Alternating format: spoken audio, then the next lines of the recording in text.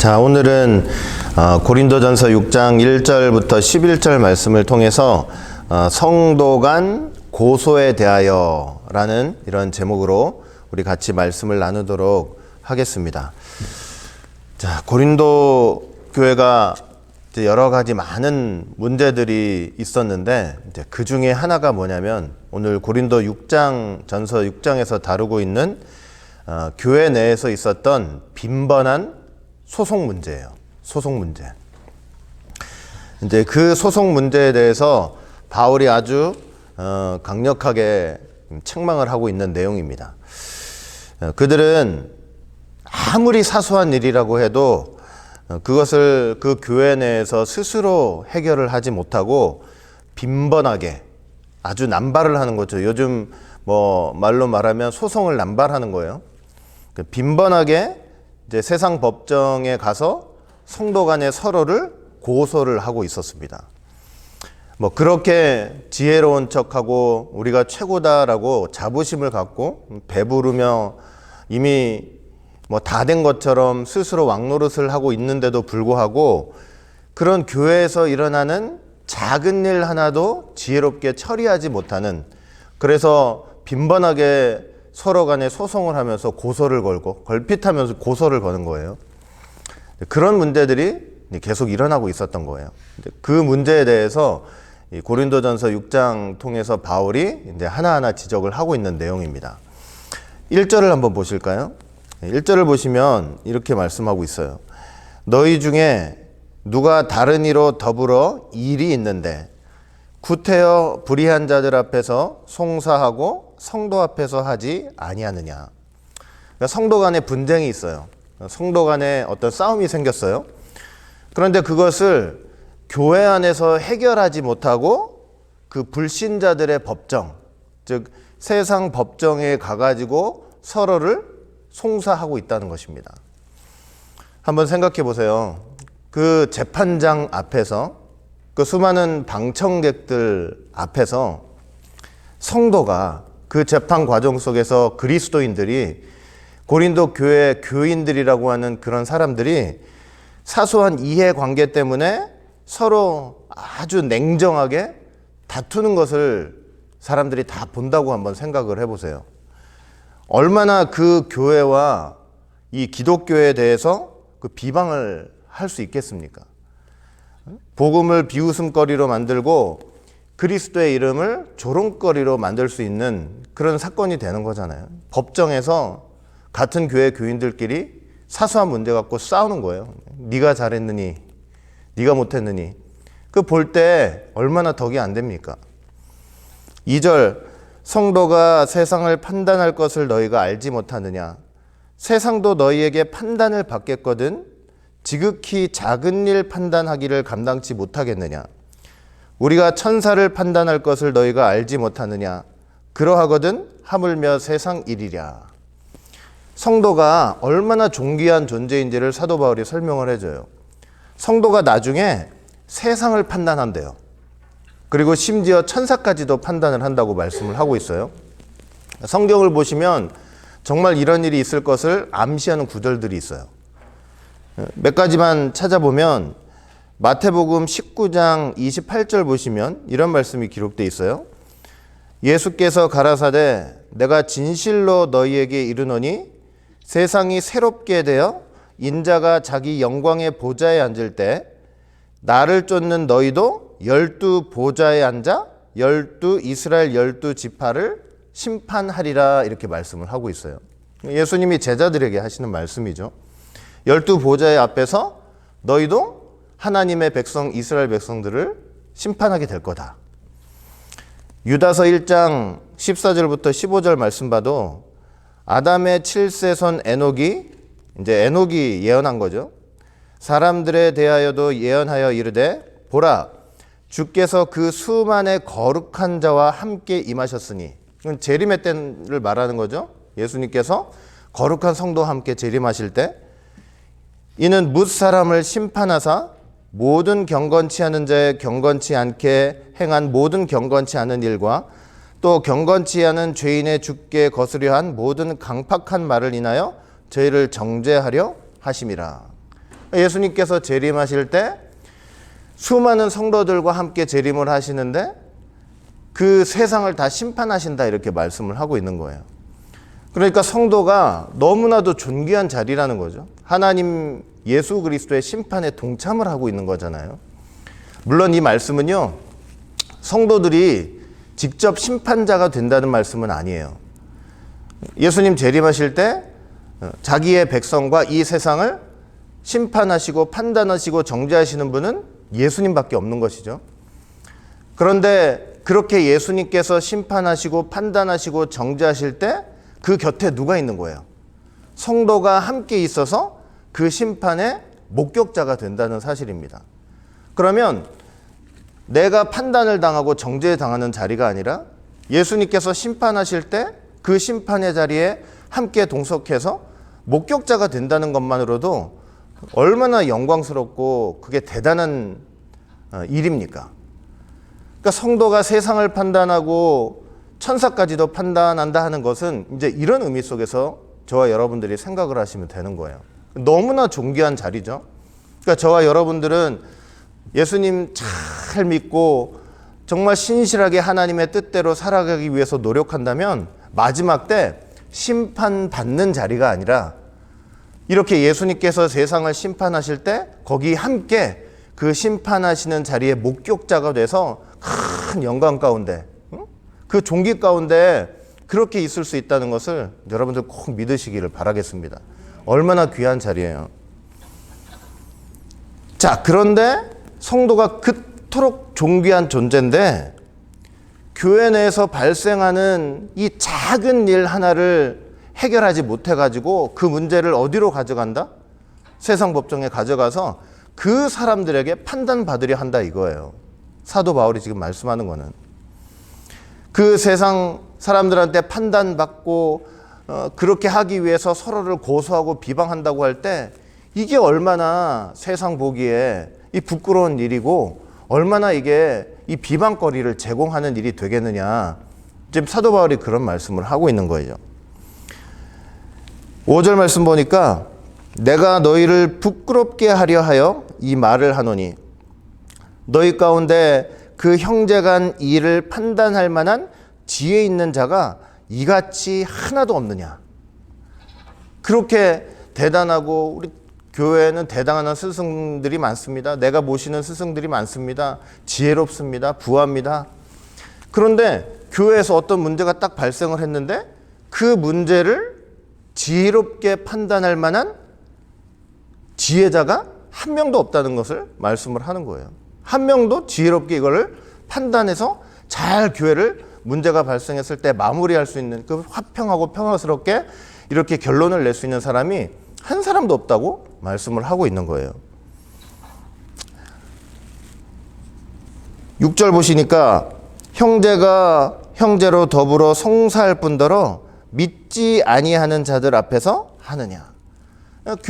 이 교회 안에 정말 지혜로운 중재자가 없으니까 그러니까 얼마나 우리 스승이 최고다 이 사람이 대단하다 이렇게 말하지만 그 정말로 하나님 은혜의 카리스마를 가지고 그 영적인 힘과 능력을 가지고 사람들한테 좋은 조언을 해주고 정말로 신앙으로 이끌어줄 만한 영적인 진짜 참된 지도자가 이게 사실 부재했던 거예요. 사실은 그런 상태에서 컬핏하면 이제 문제가 나면은 성도들 간에 이제 부딪히고 그 문제를 가지고 교회에선 해결할 수 없다 생각해가지고 세상 법정에 가가지고 서로 고소하고 그러니까 교회가요 바람 잘 날이 없었던 거예요. 쉽게 말하면 그냥 무슨 문제가 나면 맨날 법정에 가서 서로 죽이네 살리네 난리를 치고 있고 교회가 문제투성이에요. 문제투성이 해결해 줄 사람도 없고 그것을 스스로 해결할 의지도 없어요. 그저 법에 걸어가지고 네가 이기나 내가 이기나 네가 옳으냐 내가 옳으냐 이 싸우느라고 정신이 없는 거예요. 교회가 얼마나 시끄럽고 얼마나 어지러웠겠습니까? 사도 바울이 볼 때 참 통탄했을 거예요. 그 소식을 듣는 순간에. 7절 보시면은 사도 바울이 되게 중요한 말을 해요. 어떤 얘기를 하냐면 너희가 피차 송사함으로 너희 가운데 이미 완연한 허물이 있나니. 허물, 여러분 허물 하면은 그냥 단순하게 생각할지 모르지만 이 원어를 보니까 이게 실패라는 뜻이에요. 실패. 차라리 불의를 당하는 것이 낫지 아니하며 차라리 속는 것이 낫지 아니하냐. 이렇게 얘기를 해요. 그러니까 이것을 제가 좀 쉬운 성경으로 현대인의 성경으로 읽어드리면 이래요. 되게 충격적인 선언이죠. 중요한 얘기를 하는 거예요. 사도 바울이. 여러분이 서로 소송하는 것은 문제가 서로 은혜 가운데서 해결되지 못하고 자꾸 밖으로 나가서 소송하는 것은 성도로서 이미 실패했다는 것을 말해주는 것입니다. 차라리 여러분이 손해를 보거나 속는 것이 더 낫지 않겠습니까?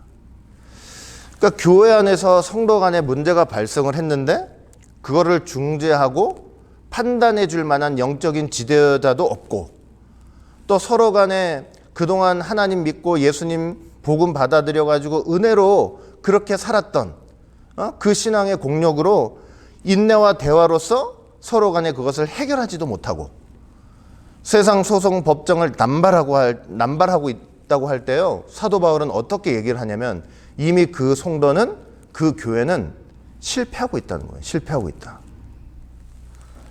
대단한 교사들 많고 스승으로 모시는 영적 지도자들 많고 지혜롭다. 백날 하면 뭐합니까? 교회에서 발생하는 문제, 교회에서 발생하는 이런 여러 가지 어려움들 이거를 은혜 속에서 어떻게 해요? 은혜 속에서 해결하지 못하고 날마다 소송, 날마다 불화요, 날마다 서로 간에 다투는 거예요. 그래서 소송을 남발하고 서로 싸운다고 할 때 이미 그 교회는 외형적으로는 잘 갖추어져 있을지 몰라도 이미 실패하고 있는 교회라는 것을 말씀을 하고 있는 거예요. 얼마나 충격적인 얘기입니까? 사도 바울이 오죽했으면 무슨 얘기를 해요? 차라리 손해를 보는 것이 낫다. 차라리 알면서도 속는 것이 낫다. 자, 여러분 따라 한번 해보세요. 차라리 손해를 보는 것이 낫다. 차라리 알면서도 속는 것이 낫다. 이런 권면을 하는 거예요. 이런 권면을. 예루살렘이 어떤 뜻입니까? 예루살렘. 하나님의 성읍, 예루살렘. 예루살렘이 어떤 뜻이냐면 평강의 성읍이란 뜻이에요. 평강의 성읍. 예루살렘, 그러니까 예수님께서 예루살렘에 입성하신다는 것은 영적으로는 어떤 의미가 있냐면 평강의 왕께서 평강의 성읍으로 입성을 하시는 거예요.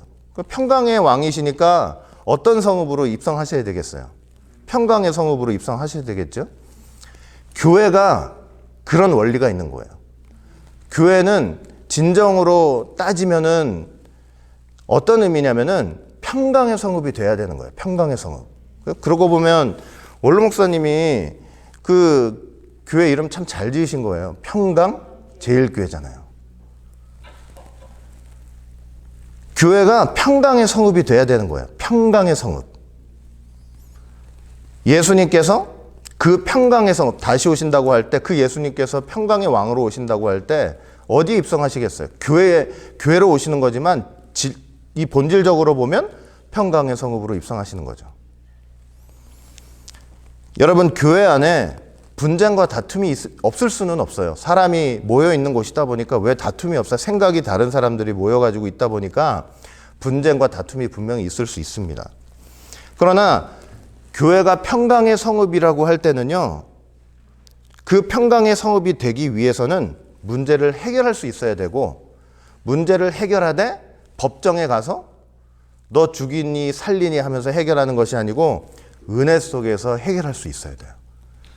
근데 그 은혜가 뭔지 아세요? 그 은혜의 실체가 뭡니까? 그 은혜의 실체는 십자가예요. 십자가예요. 여러분 십자가, 예수님이 지시는 십자가, 그 예수님의 십자가 때문에 하나님과 원수되었던 인류가 화목하게 된 거 아니에요? 죄 때문에 하나님이 인류와 원수가 되셨잖아요.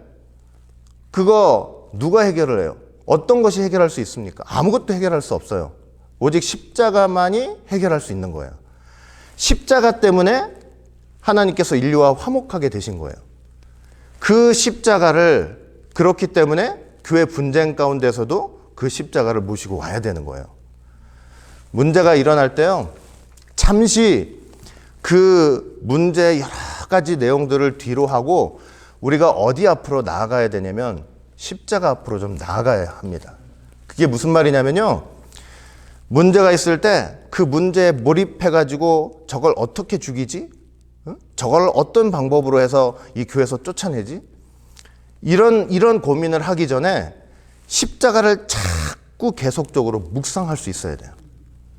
나를 구해주신 십자가의 의미, 하나님께서 그 십자가를 통해서 나와 화목하시게 됐다는 그 의미, 그러니까 십자가를 자꾸 묵상해야 돼요. 내 안에서 그 십자가 때문에 저 사람과 화목해야 되겠다는 생각이 들 때까지 십자가를 자꾸 생각해야 돼요. 생각하고 또 생각하고 또 생각하고 또 생각하고. 언제까지요? 그 십자가가 내 마음 바꿔주실 때까지 계속 묵상하고 상고해야 돼요. 십자가 없으면요, 절대로 교회 분쟁은 해결될 수가 없어요. 에? 누구한테 의견을 물어가지고 그 사람이 뭐라고 한다 한들 해결이 되겠어요? 코린도 똑똑한 사람들 없었던 거 아니에요? 대단한 사람들 많았어요. 그런데 왜 그런 사람들이 해결을 못해요? 신앙생활 뭐 한두 해 했겠어요? 오래 했는데 왜 교회에서 분쟁이 일어났을 때 해결이 안 되냐고요. 왜 그래요? 그 순간 그 사람들한테 십자가가 없어서 그런 거예요. 어려움과 분쟁이 생길 때 우리가 다 어디로 돌아가야 되느냐? 십자가로 돌아가야 돼요. 십자가로 돌아간다는 게 무슨 뜻이냐? 그 십자가가 내 안에서 마음에 역사하실 때까지 계속 묵상해야 된다는 얘기입니다. 끊임없이 묵상해야 돼요. 왜 공부 이렇게 열심히 하셨어요? 저와 여러분들. 왜 이렇게 열심히 하셨습니까? 그 십자가가 얼마나 대단한 십자가고 나를 어떻게 용서해 준 십자가고 그거 깨달으라고 공부한 거 아니에요? 그 십자가가 내 문제 속에서 내 마음을 움직여 주실 수 있도록 묵상해야 돼요. 그래서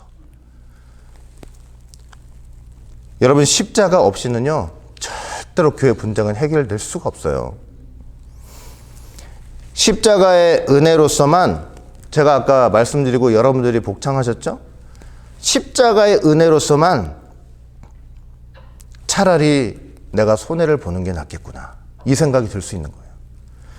십자가의 은혜를 충분히 묵상한 그 사람만이 내가 저 사람 속을 뻔히 아는데, 얼마나 악한 마음을 가지고 나를 이렇게 하는지 내가 뻔히 아는데도 내가 차라리 속는 게 낫겠구나, 십자가를 깊이 묵상하고 상고할 때만 그런 마음이 나올 수가 있는 거예요. 이 땅에서 잠시 저 사람 때문에 내가 손해보는 것 같아요. 내가 억울함을 당하는 것 같아요. 그러나 그 십자가의 은혜 속에서 이런 마음과 이런 생각의 달라짐을 갖는 사람들은 하늘의 상급을 바라보는 사람들이에요. 하나님께서 위로해 주시는 그 위로를 바라보는 사람들인 거예요. 그래서 마음이 녹아지고 고소해서 저걸 잡아뜨리는 것보다는 차라리 내가 손해를 보고 뻔히 아는데, 저 사람 속이 어떤지 뻔히 아는데 내가 넘어가야 되겠다, 내가 속아야 되겠다, 이런 얘기를 하고 있는 거예요. 그러니까 평강의 성읍이라는 거 생각해 보세요. 평강의 성읍이라는 거는 평강의 가장 중요한 가치라는 거예요. 내가 생각하는 의의도 있어요. 이렇게 해야만 교회가 잘 돌아갈 것 같아요. 그러나 그것보다 더 중요한 게 뭐라는 거예요? 평강이라는 거예요. 평강이라는 거. 평강 제일이라는 게 뭐겠어요? 안 그래요? 평강이 제일이어야 한다는 소리 아니에요. 여러분, 교회 안에서 누군가 사위가 틀어지고 분쟁이 일어났다고 할 때 그것이 회복되는 게 얼마나 힘든 것인지 성경도 알고 있어요.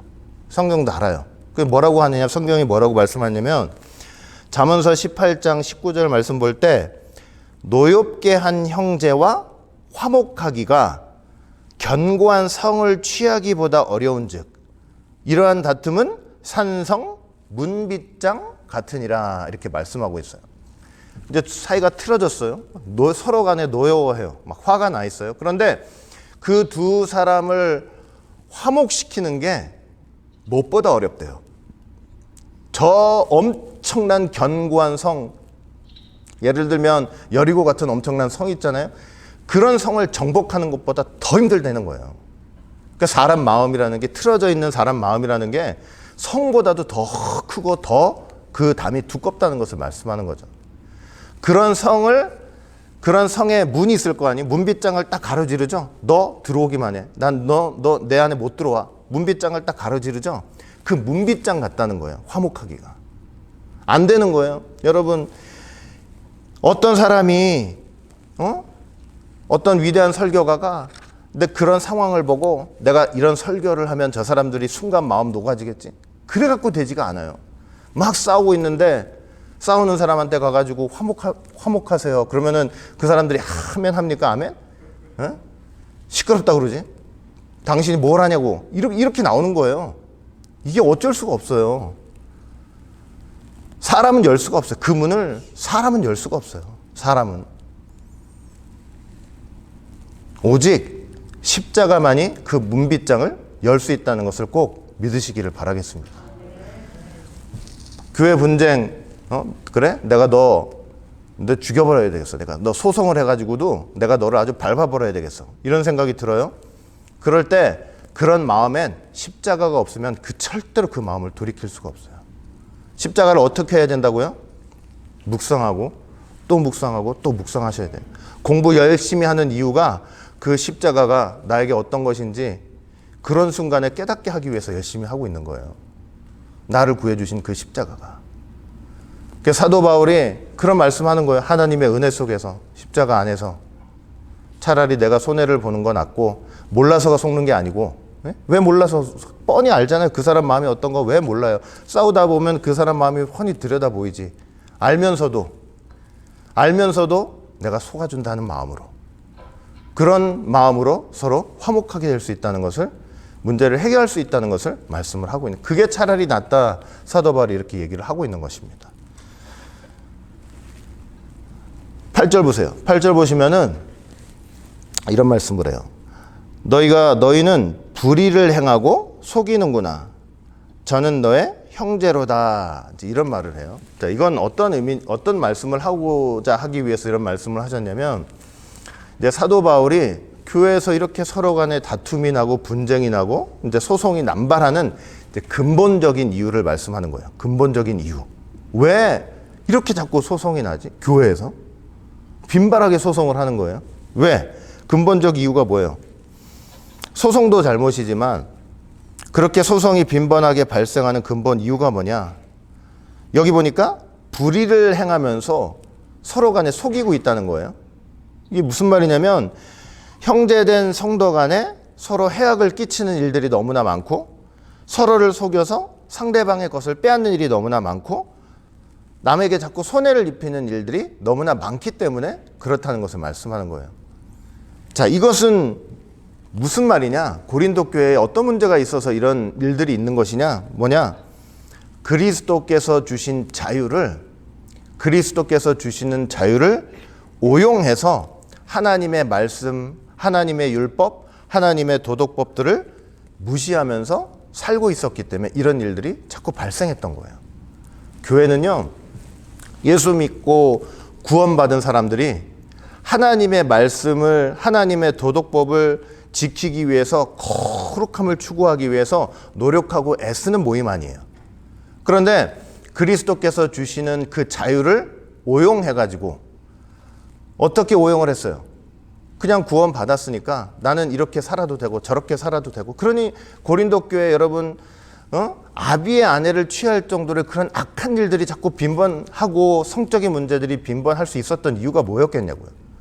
교회가 전체적인 분위기가 우리가 하나님 말씀 잘 순종하고 지키면서 거룩을 추구해야 합니다, 이런 분위기 속에서 갔다면 이런 일들이 빈번하게 일었겠냐고요. 교회라고 모였는데, 예수 믿고 구원받은 사람들이라고 모였는데 뭐는 없어요. 하나님 말씀 지키고 순종하면서 거룩을 추구하는 것은 없기 때문에 자꾸 이런 일들이 나는 거예요. 그러니까 자기 거 자꾸 뺏겨요. 내가 사귀는 여자 누가 뺏어가요? 뭐 갖고 있는 거 누가 훔쳐가요? 그러니 서로 간에 빈번하게 소송이 걸리고 문제가 발생되는 거다. 근본적으로 사도 바울이 지금 그런 얘기를 하고 있는 거예요. 제가 그리스도인의 자유, 그리스도가 주신 자유에 관해서는 다음 주에 좀 구체적으로 다시 한번 설명을 좀 드릴게요. 그게 방임하고 방종하고 어떻게 다른지를 제가 여러 번 설명도 드렸지만, 그 사도 바울이 너희 가운데 이런 일이 빈번하게 일어나고 있다는 거예요. 불의한 자들, 불의한 자들. 그러면서 그 불의한 자들에 대해서 사도 바울이 아주 무섭게 경고를 해요. 어떻게 경고를 하냐면, 자, 9절하고 10절 보니까 불의한 자가 하나님의 나라를 유업으로 받지 못할 줄을 알지 못하느냐. 미혹을 받지 말라. 음란하는 자나 우상 숭배하는 자나 간음하는 자나 탐색하는 자나 남색하는 자나 도적이나 탐남하는 자나 술 취하는 자나 후욕하는 자나 토색하는 자들은 하나님의 나라를 유업으로 받지 못하니라, 이렇게 말씀을 하고 있어요. 제가 이거 읽으면서 이런 사람들, 이런 불의한 자들, 이런 유형의 사람들은 사실 교회에 있어서, 교회는 있어서는 안 될 거 아니에요? 이런 사람들이 교회에 막 드글드글 거린다는 거는 뭔가 그 교회가 잘못된 거죠. 물론 교회는 깨끗한 사람이 오는 것이 아니고 죄인이 오는 건 분명한 사실이죠. 그러나 그 죄인이 어떻게 돼야 돼요? 교회 생활을 오래 하면 오래 할수록 어떻게 되는 게 맞아요? 때를 벗는 게 맞잖아요, 점점. 그런데 이런 사람들은, 사도 바울이 고린도 교회를 향해서 이런 사람들은 하나님의 나라를 유업으로 받지 못한다. 그게 무슨 말이에요? 하나님의 말씀과 상관없이 이런 죄들을 지으면서 사는 사람들이 너무나 많다는 소리예요, 그 교회 안에. 그러니까 서로 다툼이 나고 분쟁이 나고 세상이랑 똑같이. 그러면서 미혹을 당하지 말래요. 미혹을 당하지 말라는 무슨 말이냐? 거짓 교사들한테 속지 말라는 거예요. 구원받았으니 마음대로 살아도 된다. 거짓 교사들에게 속지 말고, 또 너희들 가운데 있는 그 죄인들이 보여주고 있는 수많은 악행들, 그런 걸 보면서 아, 나도 저런 거 해도 되나 보다, 그렇게 생각하면서 미혹당하지 말라는 거예요. 그거는 분명하게 사도 바울이 말하건대 잘못된 거라는 거예요. 잘못된 거. 해도 되는 일, 교회에서 해도 되는 일이 아니라 분명히 잘못된 거라는 거예요. 그리고 그 죄인들을 묵인하고 넘어가는 지도자들, 그런 죄들이 있는데 저번 주에도 말씀드렸죠. 그거 처리하지 못하고 계속 데리고 있는 거예요. 관용하는 거예요. 포용하는 거예요. 한마디도 못하는 거예요, 그 죄에 대해서. 죄 지도자들이 그래 버리니까 그래도 된다고 생각하는, 거기에 미혹당하지 말라는 소리입니다. 미혹당하지 말라. 그러면서 이제 그 제목, 아까도 금방도 읽었지만은 죄인들의 제목들을 쭉 읽어나갔는데 어떤 사람들이 있었다고 얘기하냐면, 음란하는 자. 음란하는 자는 이 원어적인 의미를 통해서 볼 때 이거는 결혼한 사람들을 가리키는 게 아니고 결혼하지 않은 청년들. 그러니까 어떤 죄들이냐면, 이렇게 결혼하지 않은 상태에서 청년들이 순결을 지키는 거는 그 어린 반푼어치도 없는 거예요. 그냥 아무 데나 가서 아무 짓이나 하고 돌아다니는 거. 그런 죄들이 남발하고 있었다는 거예요. 우상 숭배하는 자, 하나님 믿는다고 하면서 세상 나가가지고 타협하면서 사는 거예요. 타협해야 돈 벌고 사니까. 하나님 말고 다른 걸 숭배하는 거. 간음하는 자. 간음하는 자는 뭐예요? 이거는 결혼을 한 사람들이에요. 결혼을 했는데도 다른 남자, 다른 여자한테 눈을 돌려서 그냥 그렇게 사는 거예요. 탐색하는 자. 그냥 정욕으로 불타올라가지고 온갖 못된 짓을 다 하고 다니는 사람들. 남색하는 자. 심지어 남색하는 자. 생각해 보세요, 여러분. 남색하는 자. 소돔과 고모라가 뭐 때문에 망했어요? 이것 때문에 망한 거 아니에요? 이거 동성애. 입에도 올려서는 안 되는 이런 죄들. 도적. 주인의 동의나 어떤 권리가 없는데도 남의 거를 그냥 함부로 빼앗는 것 같은 성도들끼리. 함부로 빼앗는 게 아주 그냥 습관화되어 있어요. 탐욕을 부리는 자. 지나치게 돈을 밝히고 수단 방법을 가리지 않고 돈을 벌어. 그것도 괜찮다. 남의 것 속이치고 사기쳐가지고, 그 교인들끼리 그냥 사기쳐가지고 여기다 땅 사시라고 해가지고 그 속여가지고 자기 배만 불리고 손해보게 만들고. 후욕하는 자, 그냥 상대방한테 은혜로운 말로, 거룩한 말로 위로를 해주고 용기를 주는 게 아니고 그냥 입을 함부로 놀려가지고 모욕하고 못되게 말하고, 쌍스럽게 얘기하고, 토색하는 자 다른 사람의 것을 힘으로 빼앗는 거.